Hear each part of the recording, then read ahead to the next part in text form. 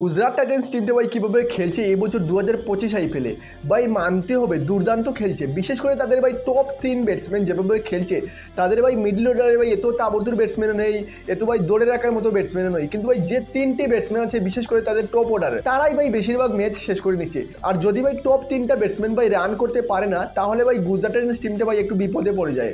আর না হলে ভাই তাদের টপ 3 ব্যাটসম্যানই ভাই বেশিরভাগ ম্যাচ শেষ করে নেয়।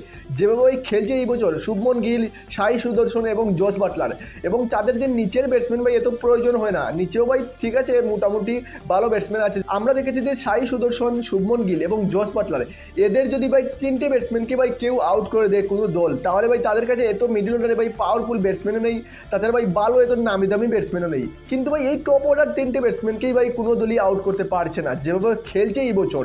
বিশেষ করে ভাই শুভমন গিল এবং সাই সুদর্শন এবং জস বাটলার তো আছেই ভাই।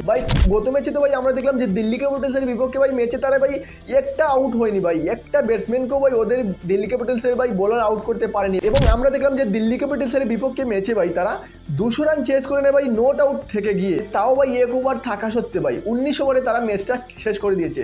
আমরা দেখলাম যে দিল্লি ক্যাপিটালসের হয়ে ভাই কেএল রাহুল একটা শানদার সেঞ্চুরি করেছে, হ্যাঁ 65 বলে ভাই 112 রান করেছে। যেভাবে ভাই কেএল রাহুল 6 এবং 4 মেরেছে, 14টা 4 মেরেছে এবং 6টি 6 মেরেছে, এবং সেও ভাই 172 এর স্ট্রাইক রেটে ব্যাটিং করেছে। কিন্তু কেএল রাহুলের ভাই সেই সেঞ্চুরিটা গুজরাট টাইটান্সের সামনে ভাই কিছু করতে পারেনি। হ্যাঁ আমরা দেখলাম যে ভাই প্রথম ব্যাটিং করে দিল্লি ক্যাপিটালসের টিম ভাই 199 রান করে, এবং ফিনিশিং টাচও ভাই ভালো হয়েছে তাদের টিমের ভাই। বিশেষ করে ক্রিস্টান শার্প যেভাবে ভাই ফিনিশ করেছে এবং কেএল রাহুল ভাই সঙ্গে ছিল, নট আউট থেকে যায় এবং বোর্ডে ভাই 200 রান পার করতে না পারলেও ভাই 199 রান করে, এবং ভাই গুজরাট টাইটান্সকে ভাই 200 রানের ভাই টার্গেট দেয়। কিন্তু গুজরাট টাইটান্স ভাই যেভাবে ব্যাটিং করেছে তারা একদম রিস্ক ফ্রি ভাই ব্যাটিং করে। আমরা দেখেছি যে অনেক টিম ভাই 150 রান করতে গিয়ে ভাই অনেক রিস্কি ভাই শট খেলে, কিন্তু ভাই তারা 200 রান চেস করে নিচ্ছে, কোনো ধরনের ভাই একটাও রিস্কি শট খেলেনি।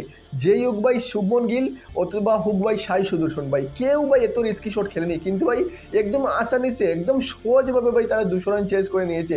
আর ভাই সাই সুদর্শন ভাই সেঞ্চুরি করে নিয়েছে, শুভমন গিল ভাই সেঞ্চুরি করে নিত, কিন্তু ভাই রান অত বানায়নি দিল্লি ক্যাপিটালসের টিম, নাহলে ভাই সেও সেঞ্চুরি করে নিত। ভাই সেও ভাই 93 রান বানিয়েছে। তারা 12টি ম্যাচের মধ্যে ভাই 9টি ম্যাচ জিতে গেছে এবং মাত্র ভাই 3টে ম্যাচই ভাই তারা হার মেনেছে। আমরা যদি গুজরাট টাইটান্সের টিমটা দেখি, ব্যাটিং থেকে বোলিং পর্যন্ত তাদের টপ 3টা ব্যাটসম্যান ছাড়া ভাই বাকি যে মিডল অর্ডারে ভাই ব্যাটসম্যান আছে, অন্য টিমের মতো মিডল অর্ডারে এত শক্তিশালী ভাই টিম লাইন আপও নেই।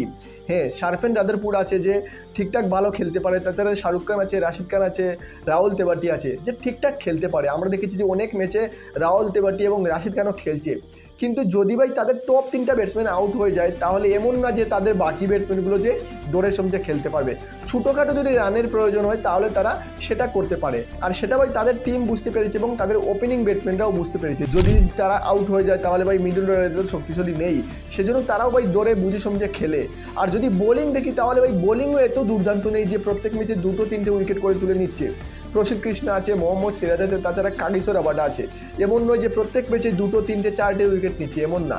কিন্তু ভাই তাদের বোলারকেও ভাই মারছে বিপক্ষে টিমের ভাই ব্যাটসম্যান, কিন্তু ভাই তারা ভাই জিতছে একমাত্র তাদের ব্যাটিংয়ের জুড়ে, বিশেষ করে তাদের টপ 3টা ব্যাটসম্যানের জুড়ে। আর যদি গুজরাট টাইটান্সের ভাই স্পিনার দেখি, তাহলে তাদের যে মেইন স্পিনারটা আছে টপ স্পিনার রাশিদ খান, সে এই বছর এত ভাই লেতে নেই। আমরা দেখি যে প্রত্যেক ম্যাচে উইকেট নিতে পারেনি এবং পারছেও না, তবুও তাদের টিম ম্যাচ জিতছে। তাছাড়া ভাই সাই কিশোর একটা ভাই স্পিনার আছে যে প্রত্যেক ম্যাচে 1-2টো উইকেট নেয়, সে কনসিস্টেন্ট বোলিং করছে। আর বিপক্ষে টিম ভাই তাদের ভাই বুঝতে পেরেছে যে তাদের ওপেনিং ব্যাটসম্যানরা মেইন, কিন্তু ভাই তাও আউট করতে পারছে না।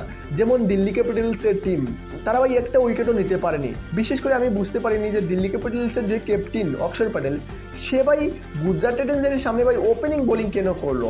আর সে আমরা দেখেছি যে কয়েকটা ম্যাচ থেকেই ভাই সে ওপেনিং বোলিং করেছে।